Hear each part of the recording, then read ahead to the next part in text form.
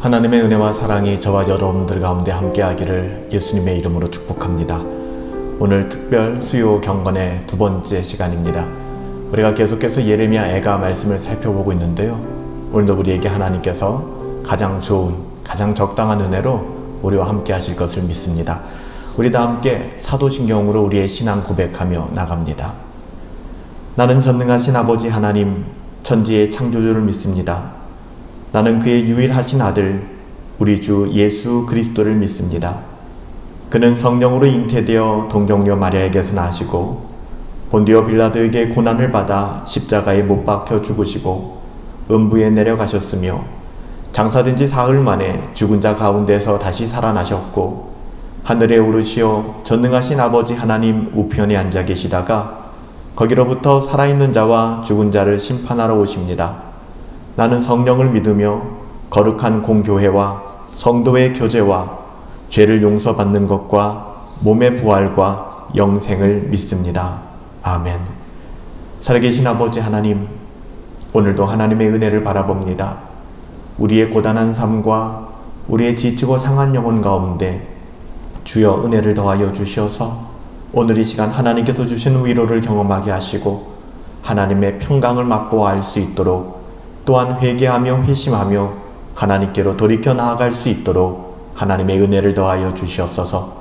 하나님께서 우리 가정 한 사람 한 사람 기억하여 주시옵시고 하나님의 꼭 필요한 은혜로 붙들어 주시옵시고 날마다 하나님 소망하는 가운데 살아갈 수 있도록 하나님 지켜 보호하여 주시옵소서.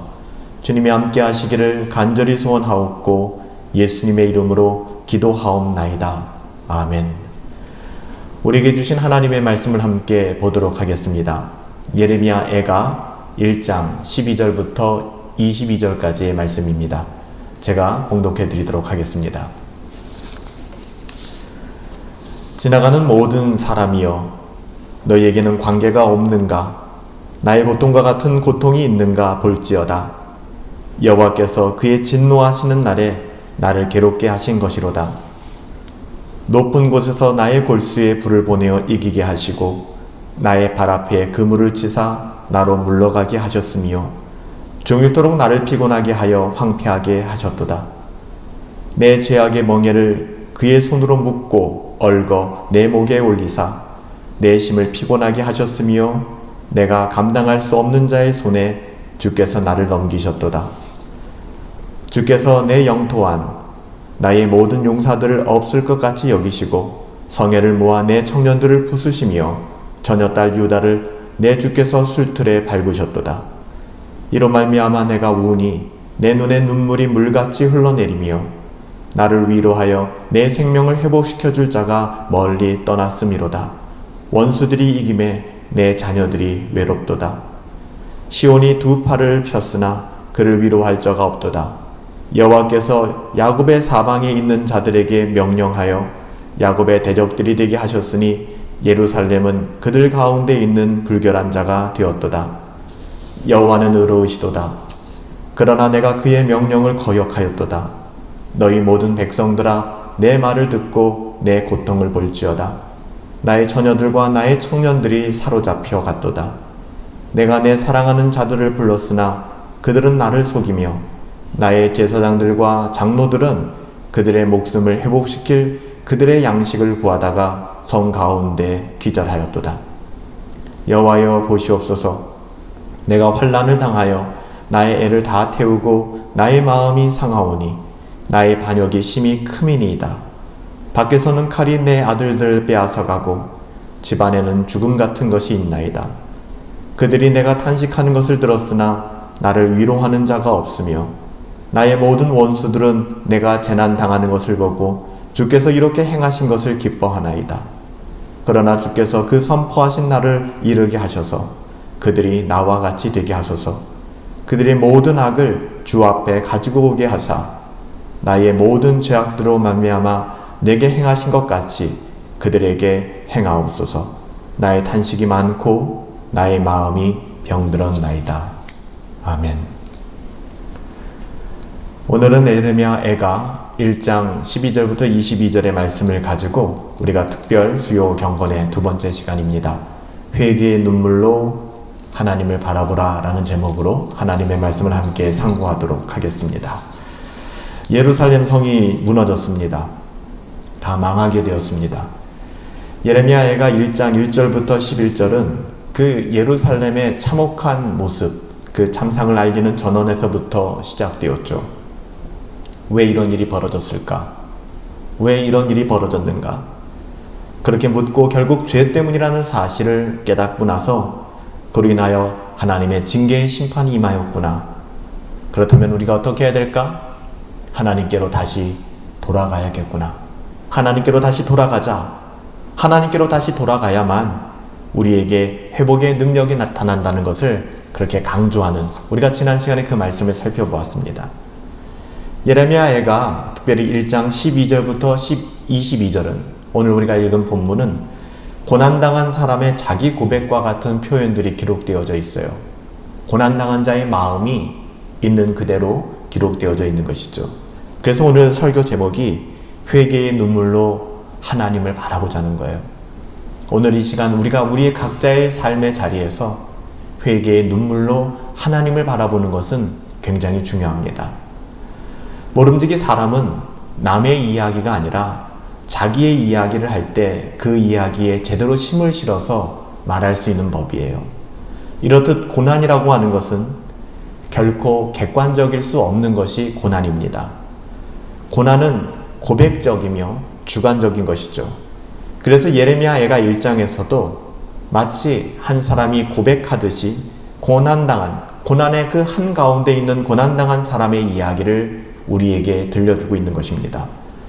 우리는 이 이야기를 들을 때에 고난과 돌이킴에 대한 자기 고백, 이 고난의 자리에서 이 당하는 고난과 또한 자기의 고백, 두 번째로는 하나님의 판단이 옳다는 것을 인정하며 자기 의가 아닌 오직 하나님의 긍휼하심을 구하는 이 두 가지 모습으로 오늘 본문을 살펴볼 필요가 있습니다.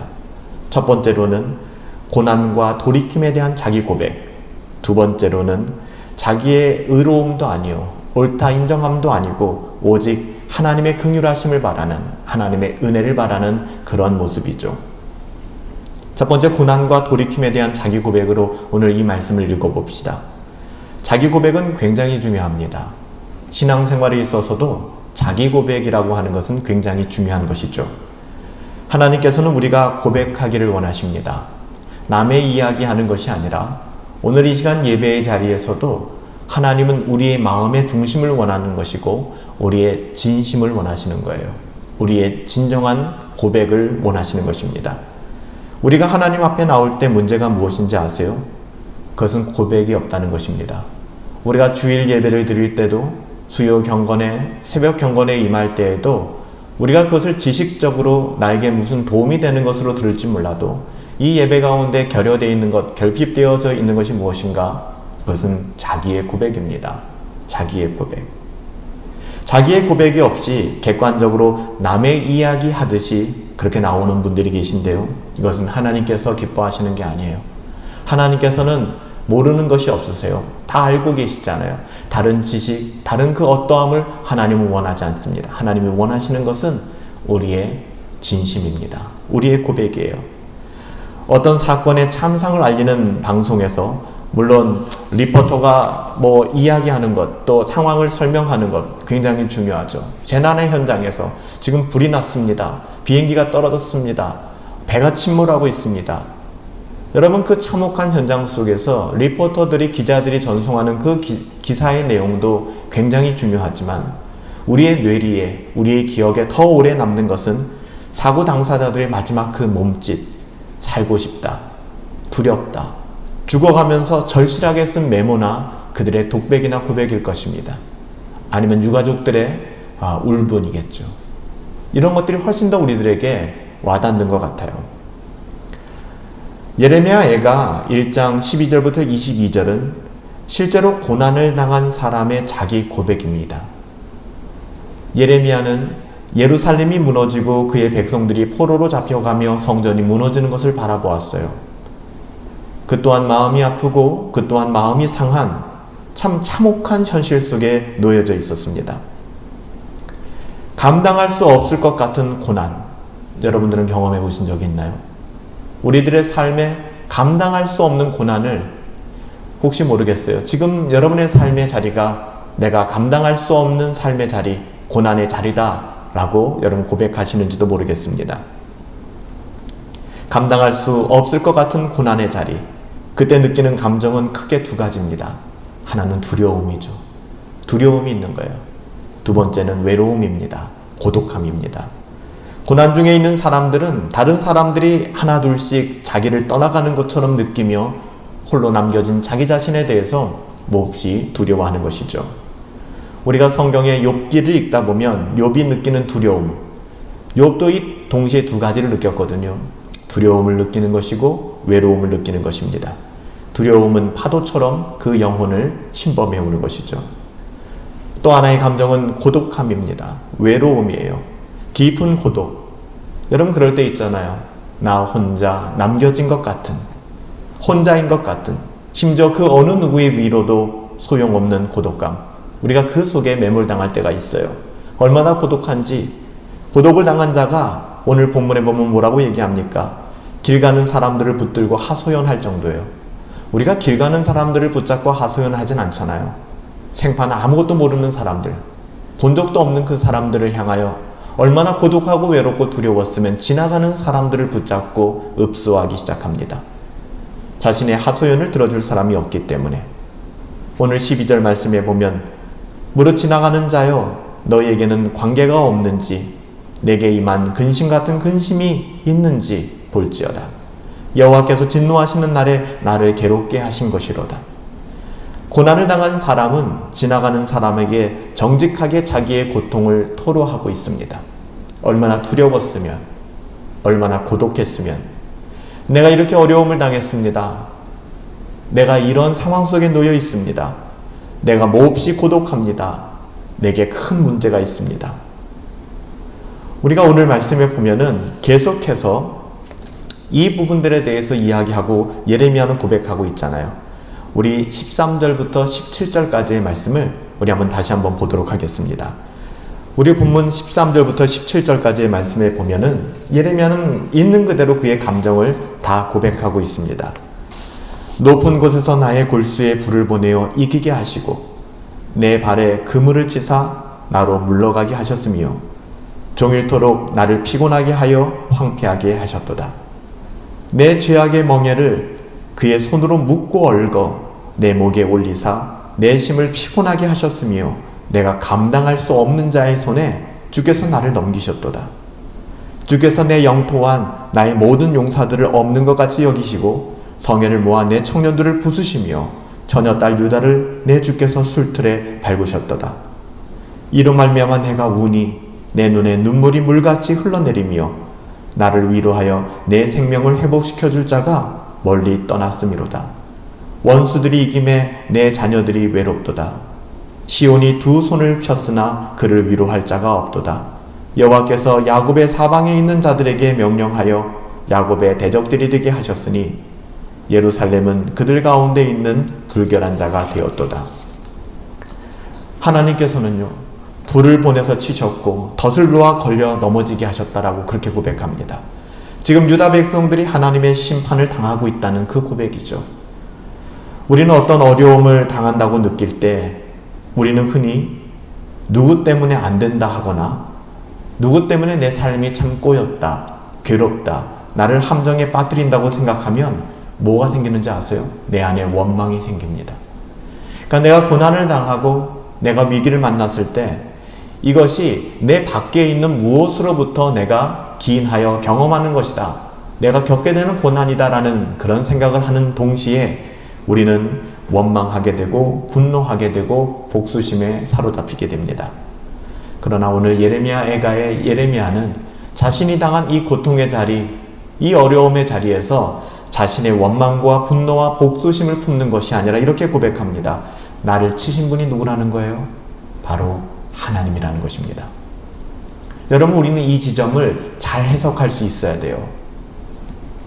내가 지금 이렇게 징계당하고 고난당하는 이 삶의 자리, 그 이유는 하나님이 나를 심판하시기 때문이다. 나를 징계하시기 때문이다.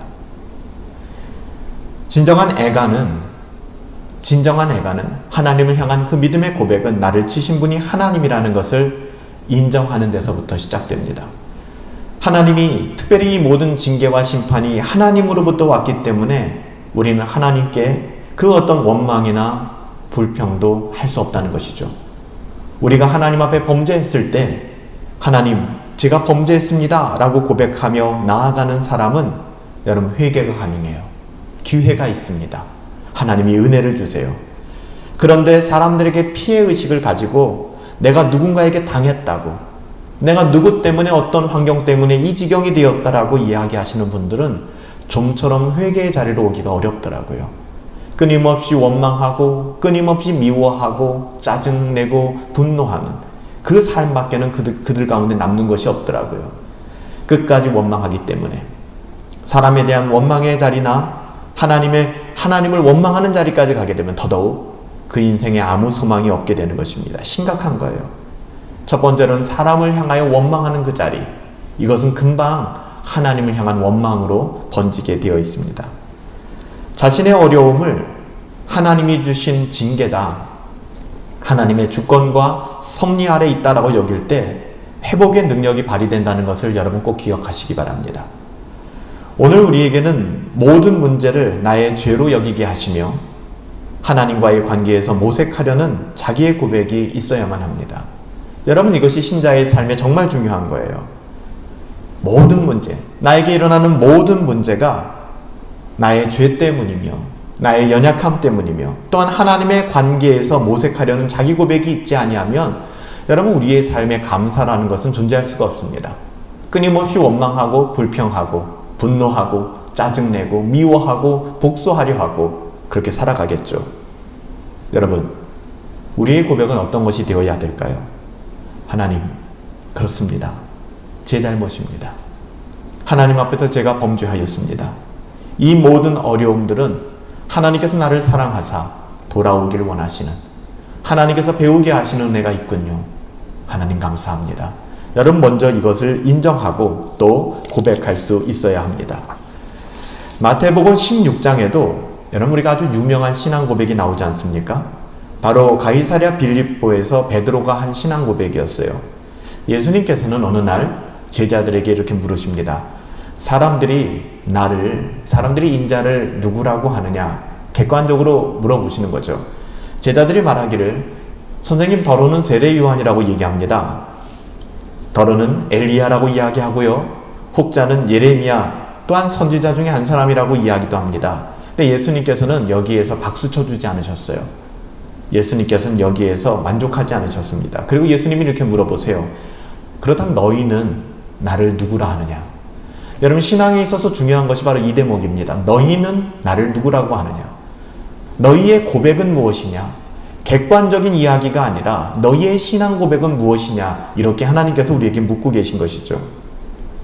예수님께서 이렇게 물으실 때 시몬 베드로가 이렇게 대답했습니다. 주는 그리스도십니다. 살아계신 하나님의 아들입니다.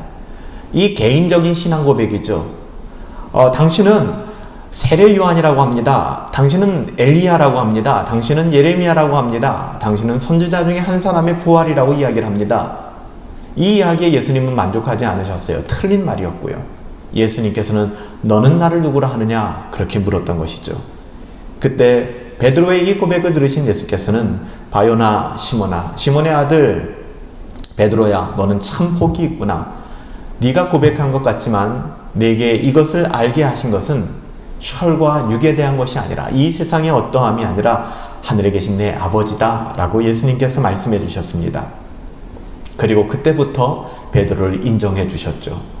여러분, 신앙에 있어서 정말 중요한 것은 신앙 고백이에요. 개인적인 신앙 고백. 자기 고백이 있어야 된다는 거예요. 남의 고백이 아니라. 그래서 우리가 예배마다 공동체의 고백을 하고 사도신경으로 신앙 고백을 할 때 가장 위험한 것은 이것을 주문처럼 아니면 어떤 지식처럼 이야기하는 거예요. 하나님께서는 원하시는 것이 있는데요. 예배를 통하여 우리의 신앙 고백을 원하는, 우리의 눈물로 하나님을 바라볼 수 있는 그 고백들 있잖아요. 오늘 예레미야가 이 애가를 통하여 그의 신앙을 고백하고 있는 것처럼 하나님은 우리에게 이론이나 어떤 지식을 요구하는 것이 아닙니다. 객관화된 사실을 묻고 있는 것이 아닙니다. 우리의 고백을 원하십니다. 오늘 어떤 책을 봤더니요, 제가 오늘 말씀을 들었더니요, 누군가의 이야기를 들었다니요, 어떤 목사님이요, 아니면 어떤 작가가요, 이런 말이 있더라고요. 누가 그러는데요, 이건 정말 중요하지 않아요. 이런 이야기가 아니죠. 하나님 앞에서 나의 있는 그들의 모습을 토해낼 수 있어야 됩니다. 비록 오늘 이 시간 우리가 온라인으로, 영상으로, 우리 가정에서 여러분의 삶의 자리에서 이렇게 예배하고 있지만, 여러분 진지하게 오늘 이 말씀을 통하여 여러분의 신앙 고백이 우리 살아계신 하나님 앞에 그렇게 드려질 수 있게 되기를 예수님의 이름으로 축복합니다. 여러분, 그렇게 돼야만 해요. 그럴 때 비로소 주님의 회복의 능력이 임하게 되는 것입니다. 요한복음 4장에 소개되고 있는 수가성의 여인의 사건도 별반 다르지 않죠. 그 여인이 자기 고백 없이 남의 이야기 하듯 말할 때에 진정한 치유가 없었습니다. 회복이 없었습니다. 그 여인은 예수님께서 네 남편을 데리고 오라 이렇게 이야기했을 때 그제서야 자기 고백을 하기 시작합니다.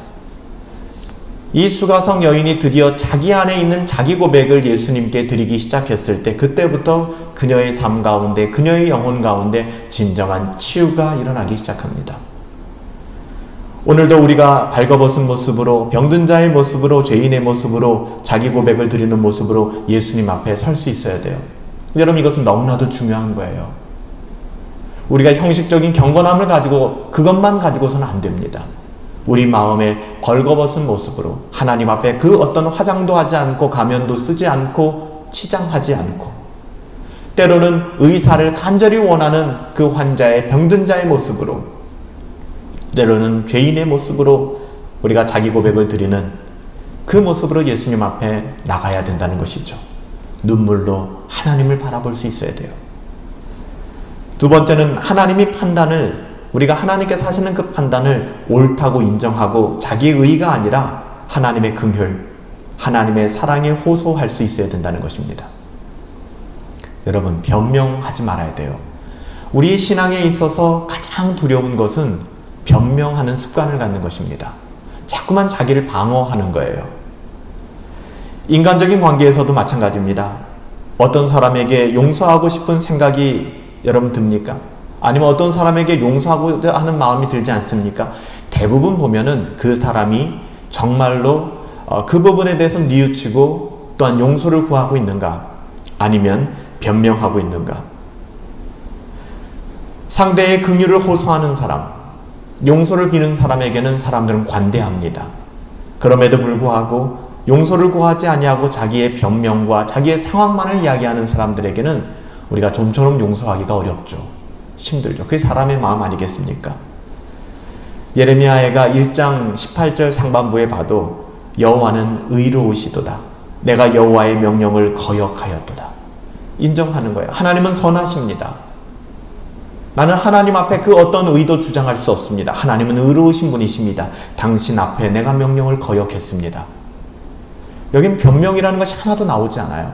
제가 그때 상황이 이랬는데요. 제가 형편이 이랬는데요. 이럴 수밖에 없었는데요. 이런 이야기가 나오는 게 아니에요.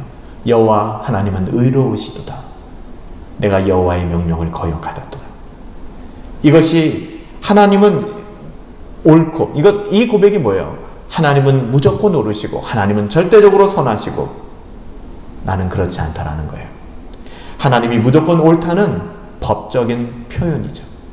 불법하고 유죄이며 범법자여 범죄한 것은 나라는 것을 이야기하는 거예요. 하나님이 옳고 자신이 죄인이라는 사실을 인정하는 표현. 마치 누가복음 18장에 나오는 여러분 세리의 기도를 보는 것 같지 않습니까? 바리새인의 기도는 아름다웠을지는 모르겠지만 하나님께서는 그 기도를 듣지 않으셨습니다. 그 세리의 기도. 여러분 무엇입니까? 세리는 감히 하나님 앞에 눈을 들어 하늘을 우러러보지도 못하고 딱 한 가지 말만 반복해서 이야기합니다. 하나님, 나는 죄인으로서이다. 하나님, 나는 죄인입니다. 하나님은 이런 기도를, 이런 자세를 인정하시는 거예요. 기뻐하시는 겁니다. 너희 모든 백성들아 내 말을 듣고 내 근심을 볼지어다. 나의 처녀와 소년들이 사로잡혀 봤도다. 여러분, 이런 상황인데 지금 예레미야 애가는 예루살렘이 무너지고 바벨론에 의해서 짓밟히고 아무런 소망이 없는 정말 나락으로 떨어져 있는 상황입니다. 감히 절망적이다 할 만한 상황이에요. 아무 소망이 없는 상황입니다. 여러분, 이 상황인데 무슨 말이 더 필요하겠습니까? 그는 이미 하나님, 제가 범죄하였습니다. 어떻게 보면 참 멋있잖아요. 이스라엘이 범죄하였습니다. 쟤네들이 범죄하였습니다.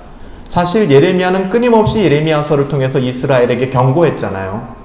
불순종하고 타락한 것은 이스라엘이었잖아요. 근데 오늘 보면은 예레미야는 뭐라고 이야기합니까? 하나님, 제가 범죄하였습니다.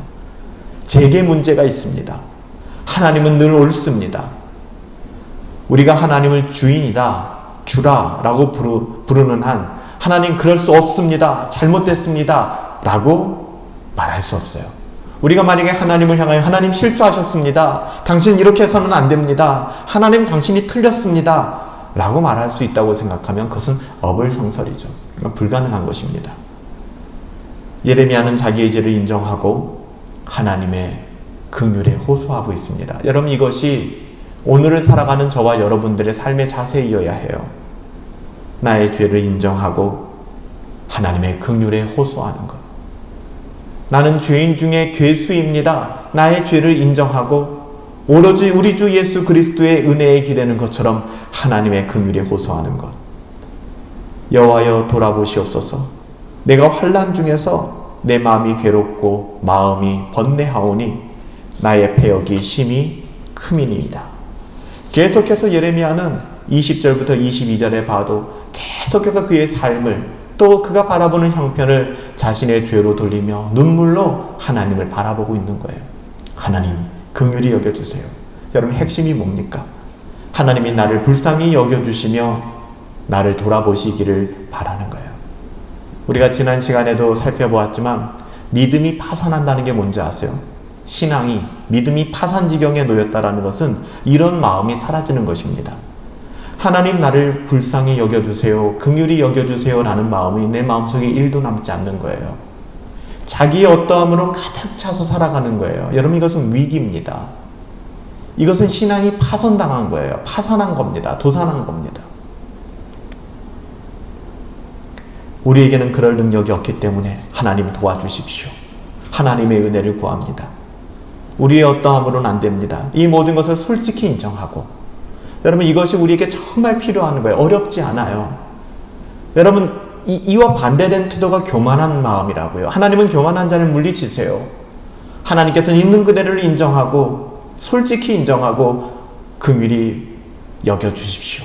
불쌍히 여겨주십시오. 나는 죄인 중에 괴수입니다. 하나님의 은혜를 베풀어 주실 것입니다. 하나님 앞에 나아갈 때 여러분, 우리도 마찬가지입니다. 우리가 받는 구원이 바로 이런 거예요. 우리가 아무리 우리의 의를 지켜 세운다고 할지라도, 또 우리의 어떠함을 드러낸다 할지라도 여러분, 그것으로 구원 얻을 수 있겠습니까? 우리가 계속해서 누누이 노마서 말씀을 통해서도 그렇고 주일 설교를 통해서 말씀을 나눌 때마다 이야기하는 것, 그거 아니잖아요. 우리의 어떠함으로는, 그 어떠한 것으로는 절대로 우리의 구원에 우리는 도달할 수 없게 된단 말이에요. 그래서 심지어는 우리의 의는 뭐라고 얘기했어요? 헤어진 옷과 같다고 얘기했어요. 더러워진 옷과 같다고 이야기했어요. 부끄러움을 가릴 수 없고 그 어떤 대가도 치를 수 없는 세상에서 가장 지혜로운 사람은 하나님의 사랑과 긍휼을 기대하는 사람이에요. 그 사람이 가장 지혜로운 사람이에요. 가장 어리석은 사람은 자신의 어떠함과 세상의 그 어떠함이 나를 변호할 수 있고 나를 옳은 길로, 선한 길로 인도할 수 있다라고 생각하는 사람이죠.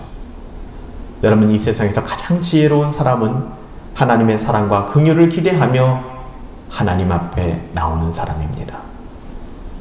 우리는 하나님 앞에서 그 하나님의 사랑의 본질을 잊어서는 안 돼요. 내 의가 아니라는 것, 나의 의로움이 아니라는 것. 여러분, 이것이 의다, 의가 아니다, 뭐 이런 것을 따지기 전에 하나님의 사랑이 무엇인지 우리가 알게 된다면 복음의 진술을 오해하지 않고 금방 쉽게 이해하게 돼요.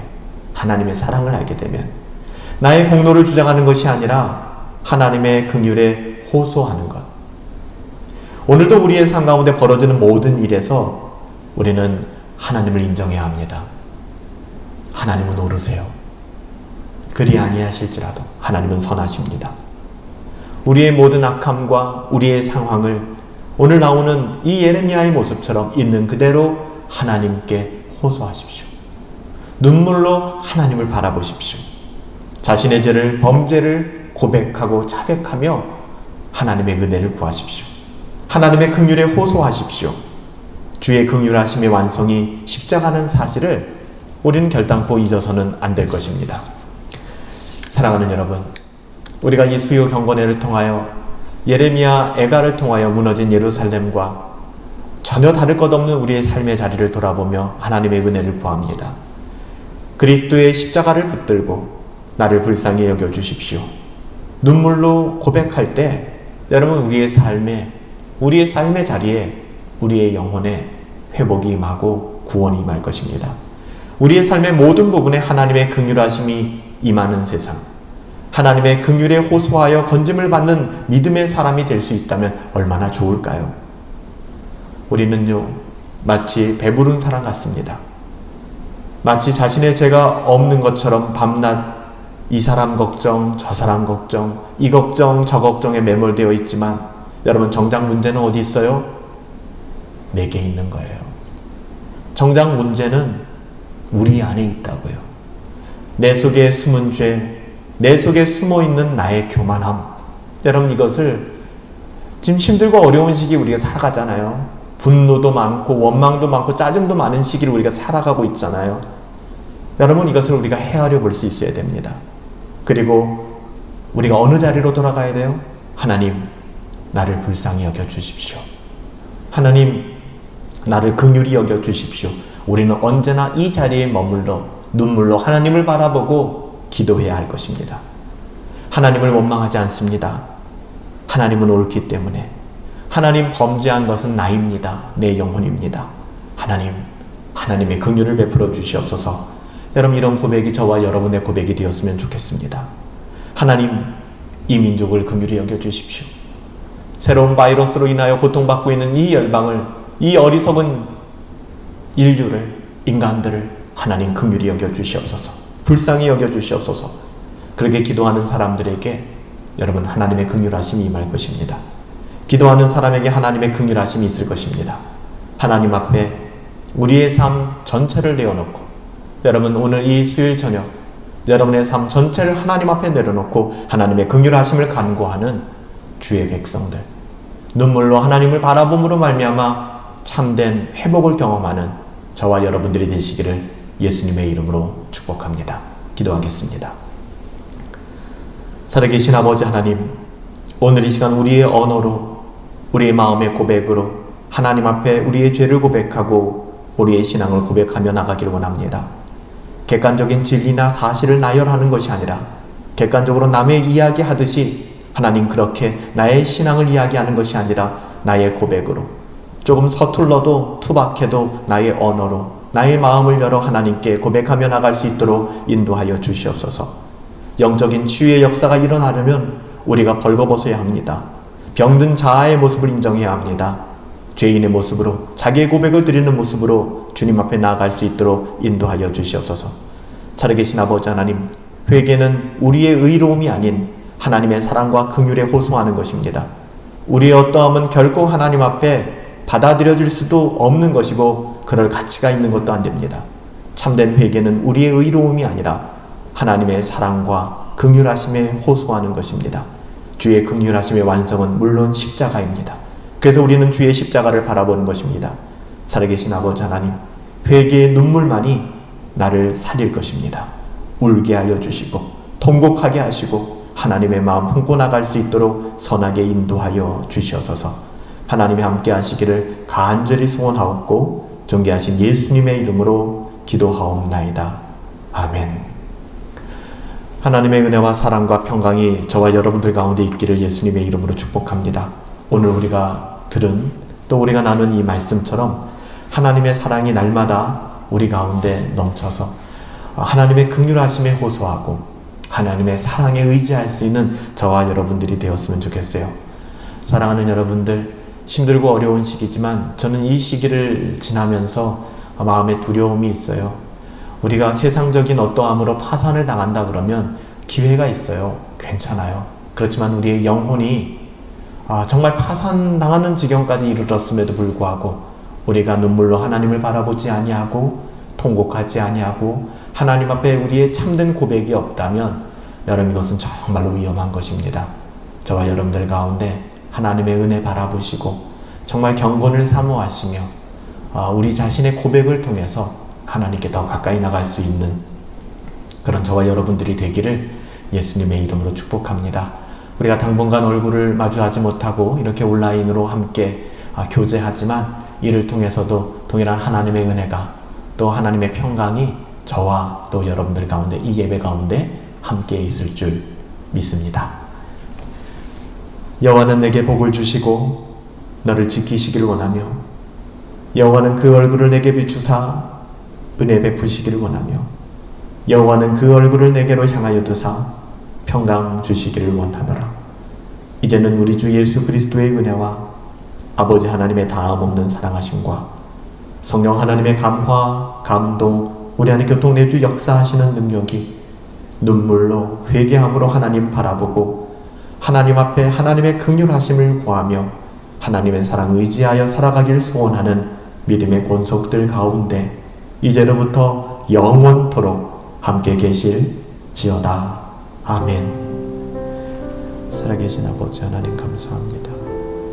주의 은혜를 아버지 하나님 바라봅니다.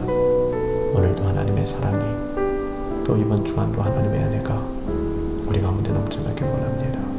주여 붙들어 주시고 산소망 가운데 나가게 하여 주시옵소서. 잘 지내고 계시죠? 우리가 날마다 하나님으로 말미암아 복음으로 말미암아 그렇게 살아갈 수 있다는 것이 이 어려운 시기에 참 감사한 일 같아요. 여러분들 힘들고 어려운 그런 일상들이지만 이럴 때일수록 건강 더 많이 유의하시고 또 영적으로도 더욱 경건을 추구하시면서 그렇게 살아가실 수 있었으면 좋겠어요.